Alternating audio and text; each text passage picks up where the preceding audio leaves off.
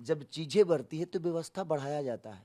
जब रोजी रोजगार बढ़ेगा तो हमारे लोग पलायन रुकेगी, और जब रुकेगी तो लोग यहाँ रहेंगे, और जब यहाँ रहेंगे तो उनके लिए व्यवस्था देना पड़ेगा आपको, और उसके लिए चीज़ें बढ़ेगी तो नौकरियाँ भी बढ़ेंगी। इस बार आपने जिक्र किया, पलायन शब्द का आपने जिक्र किया। इस बार चुनाव में, विधानसभा चुनाव में नौकरी, शिक्षा, रोजगार, पलायन, इन सारे शब्दों का इस्तेमाल आप लोग तो कर ही रहे हैं और अपने चुनावी बातों में। प्रशांत किशोर भी खूब कह रहे हैं। प्रशांत किशोर का नाम आपने सुना है? बहुत अच्छे इंसान हैं वो, बहुत प्यारे इंसान हैं, उनको मैं बहुत सुनता हूँ।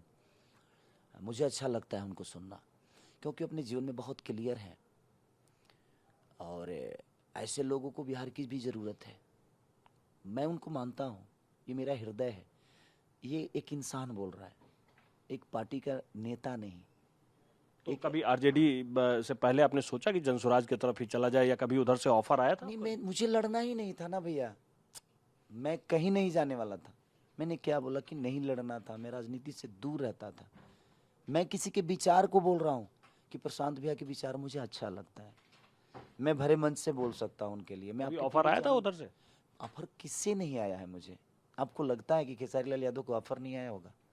नहीं नहीं, मैं आपसे आपको भी पूछ पता रहा हूँ। नहीं, आपको भी पता है कि मैं महाराष्ट्र में भी खड़ा हो जाता हूँ तो 5 लाख पब्लिक मेरे आगे खड़ी होती है, मेरे आगे खड़ी होती है, मेरे पीछे नहीं। मेरे पीछे लोगों, मेरे बुजुर्गों का दुआ और लोगों का प्यार है। हाँ, उनकी दुआएं मेरे पीछे होती है और वो मेरे आगे होते हैं। तो हमेशा मैं अपनों को आगे ही रखता हूँ, मैं पीछे रहता हूँ, क्योंकि मुझे बर्दाश्त करने की आदत है। मैं झेल सकता हूँ, वो नहीं। आपको भी आरजेडी के छपरा से जुड़े हुए वो कार्यकर्ता मिले होंगे जो पिछले 5 साल से इस उम्मीद में बैठे थे कि इस बार टिकट उनके हिस्से में पार्टी की तरफ से आ जाएगी, लेकिन ऐसा नहीं हुआ। वो खेसारी लाल यादव के हिस्से में वो टिकट जो है वो खेसारी लाल यादव के हिस्से में है। खेसारी लाल यादव चुनाव भी लड़ रहे हैं। तो जो लोग, जो कार्यकर्ता पार्टी से जुड़े हुए हैं, ज़मीन पर लगातार काम कर रहे हैं, उनके लिए आप कोई संदेश, उन्हें कुछ कहना चाहते हैं आप, जिन्हें टिकट नहीं मिला, नाराज़ हैं, या उनके मन में तकलीफ है कि मुझे मिलना चाहिए था? उनकी नाराज़गी बिल्कुल जायज़ है भैया। जो मेहनत करता है वो चाहता है कि उसको मजदूरी मिले। हर आदमी अपने लेवल पे एक, चाहे वो जितना भी बड़ा आदमी क्यों ना हो, वो एक मजदूरी होता है, और उसके हिसाब से उसको मजदूरी मिलती है। वो अपने जगह पे बिल्कुल सही है जो वो नाराज़ है, बट समय के साथ आपको भी बदलना पड़ता है। आपकी नाराज़गी जायज़ हो सकती है, बट आप उसको 4 एंगल से सोचिएगा ना, तो उसमें दोष किसी का नहीं होता है, वो समय का होता है। उस पे अधिकार आपका नहीं होता है कि आपकी चीज़ें कहीं और चली जाए, तो उस पे अधिकार आपका कहाँ से हो गया? कहीं ना कहीं ईश्वर का एक वो तार है जो आपसे जुड़ते जुड़ते कहीं और जुड़ जाता है। तो उसमें ना दोषी वो है, ना वो है, ना वो है, दोषी कोई नहीं होता है। ये कहीं ना कहीं ईश्वर का एक बलिदान है या वरदान है भगवान का, कि जो मुझे मिला, बट जो मैं नहीं चाहता था वो मुझे मिला। मैं कभी नहीं आना चाहता था, बट ठीक है, अब मिला है एक जिम्मेदारी, तो प्रयास ये करूँगा कि छपरा को कितना बेहतर बना दूँ, कितनी चीज़ें दे दूँ छपरा को अपने हुनर से।